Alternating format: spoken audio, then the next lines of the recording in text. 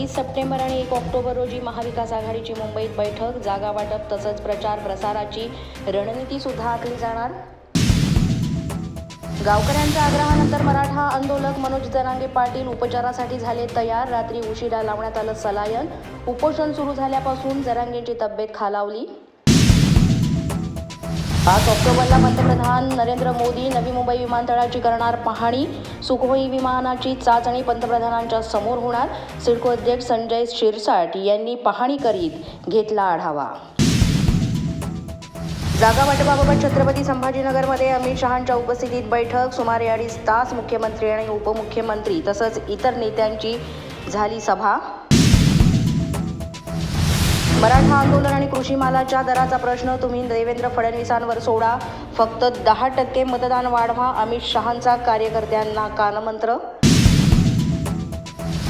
मराठवाड्यातील 30 जागांवर महायुतीचे उमेदवार विजयी होतील हा विश्वास मनाशी बाळगावा.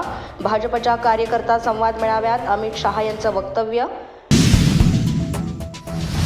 मैदानात ताकदीनं उतरल्यास कोणीही आपलं वाकडं करू शकणार नाही. पुढे विजय आपलाच आहे, त्यामुळे ताकदीनं मैदानात उतरावं.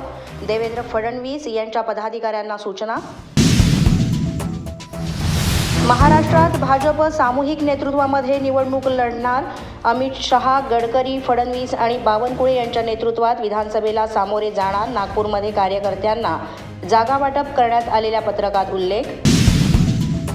नेत्यांनी सुद्धा बूथवर जाऊन काम करावं. कार्यकर्त्यांवर जबाबदारी ढकलून चालणार नाही. भाजपच्या आढावा बैठकीत अमित शहांचा नेत्यांना आवाहन.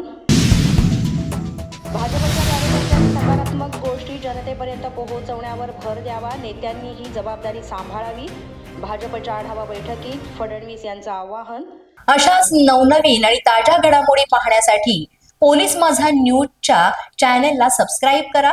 आमचं फेसबुक, ट्विटर आणि इंस्टाग्राम पेज आहे ते सुद्धा फॉलो करा. तसंच अधिक माहितीसाठी पोलीस माझा न्यूजची वेबसाईट आहे www.polismazha.com या वेबसाईटला अवश्य भेट द्या.